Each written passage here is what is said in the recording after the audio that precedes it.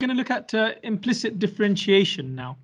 So let's understand what implicit differentiation is first of all. Now, before I go into looking at implicit differentiation, let's go and look at an example of just differentiating before what we've been doing here. Things that we're quite used to. So suppose I have an equation y is equal to x 3x squared plus 2x minus 4. Now, when we actually differentiate this, suppose I ask you to differentiate this, I tell you to find dy by dx. What are we actually doing? We are differentiating y with respect to x. So I'll make a note. This is the understanding here. What we are doing is we are differentiating the equation or all the terms. Okay, differentiating every term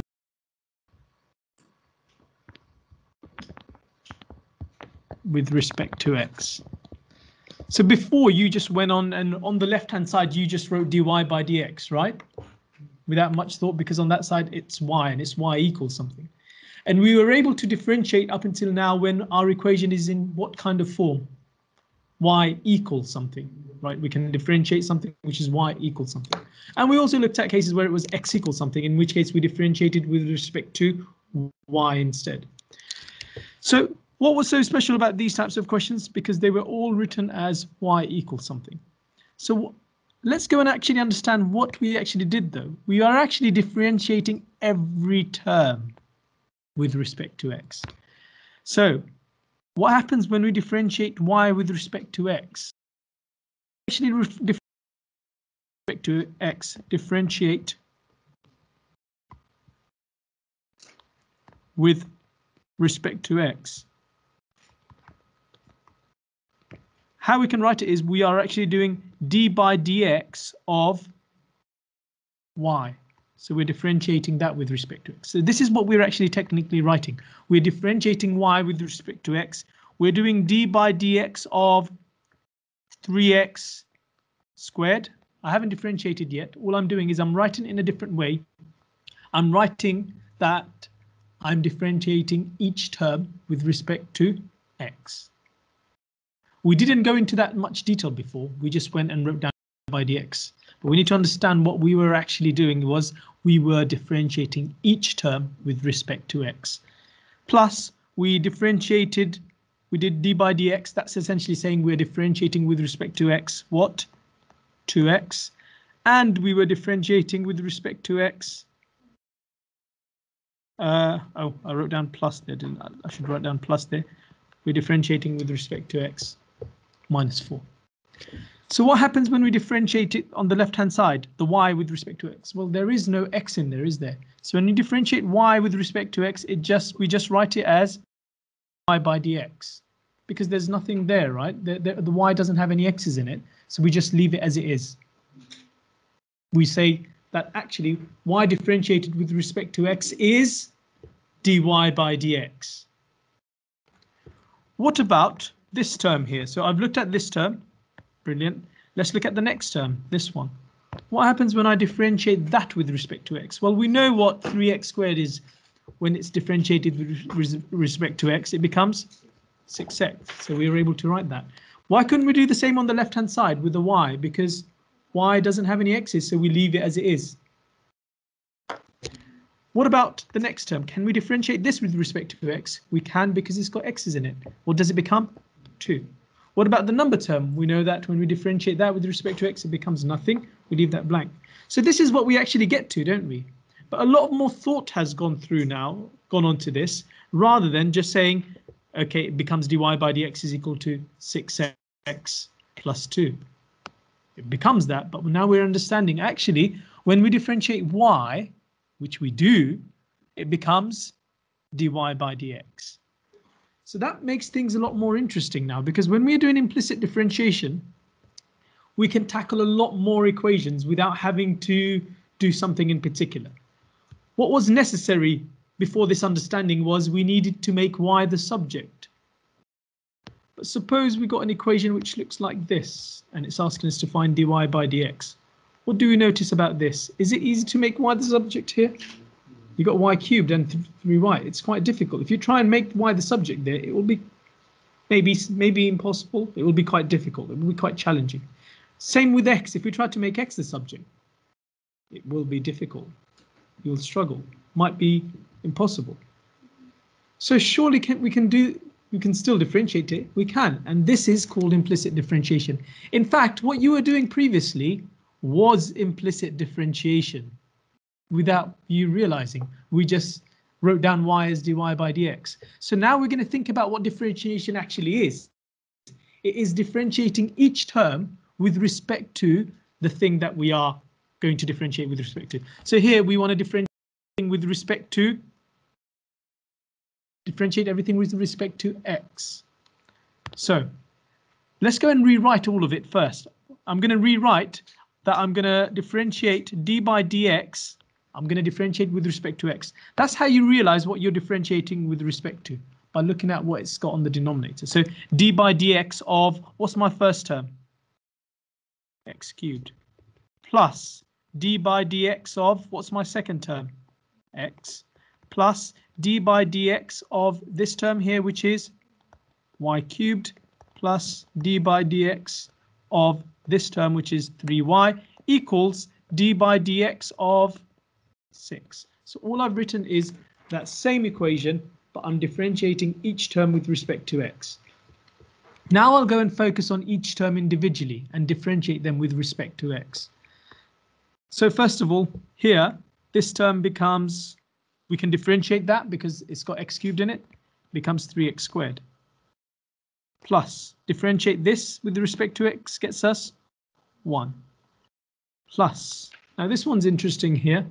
How do we differentiate something which has got y cubed in it? Okay. This, if you think about it, this what you've got is actually some sort of composite function. So if you were differentiating y cubed with respect to y, what would it become? 3y squared. But the fact that we're actually differentiating with respect to x means that what we then do is we multiply by dy by dx. We're using chain rule. Do you realize what I'm doing here? I'm using chain rule. So what I'm doing is, first of all, I'll show you how I'm using chain rule. This rubber starts working. There we go. So what I'm doing is, first of all, I'm going to keep that bracket as it is, and I'm going to differentiate that. Remember what chain rule was? You differentiate the whole thing first, keep it as it is, and then times by the differentiation of the inside. So if I differentiate the whole thing, I kind of look at my y cubed as being kind of one term. So what happens if I differentiate d by dx of the bracket will become just d by dx of, d by dx of that whole term, right? So it'll be d by dx of y times by, what's the differentiation of y cubed? 3y squared times by the differentiation of the inside. Okay.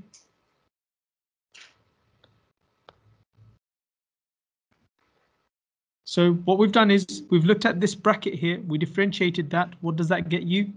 3y squared. But composite, we're using the chain rule here essentially. So when you are differentiating something which doesn't have any x's, you then times it by dy by dx. So the inside becomes 3y squared times by dy by dx. Let's take a look at the second term in the same way. So first of all, d by dx, there's no x terms in here. So we're going to say dy by dx times, what's the differentiation of 3y? 3. Equals, what's the differentiation of something with a number? 0. Okay, so when we are differentiating something which doesn't have any x's in it, such as this, we look at the differentiation with respect to y. 3y would have been 3y, just 3. We write that down, and then we multiply it by dy by dx. When we multiply this, there's with respect to x, there are no x's in it, so we will differentiate with respect to y first, which is 3y squared, and then we write down multiply it by dy by dx. So it's always multiplying by dy by dx whenever you are differentiating something which doesn't have any x's in it. If you're differentiating something which has y's in it. Okay, so how do we then complete the question? The question is asking us to find dy by dx. Have I found dy by dx? I need to make that the subject, don't I?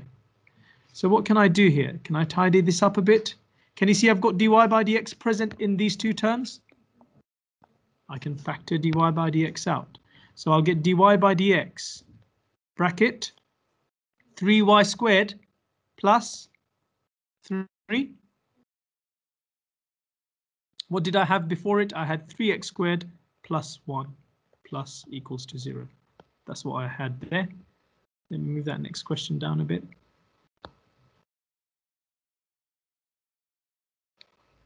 Next step, what can we do? Minus 3x squared on both sides, minus 1 on both sides, and then you end up with dy by dx 3y squared plus 3. Just change the brackets to curly brackets, it's not a problem. Dy by dx is equal to minus 3x squared minus 1 all over 3y squared plus 3. We've now found out what dy by dx is. Slight difference as to what's on the right hand side of the dy by dx. We have dy by dx in terms of both x and y. Whereas previously, when we differentiated, we only had an expression on the right hand side which involved x's, and the left hand side had the y's in it, and that was because the x's and y's were separated. The y on the left hand side, the x's on the right hand side. Natural. But here we don't. We have x's and y's mixed up. So you're going to end up with an expression which has both x's and y's in it.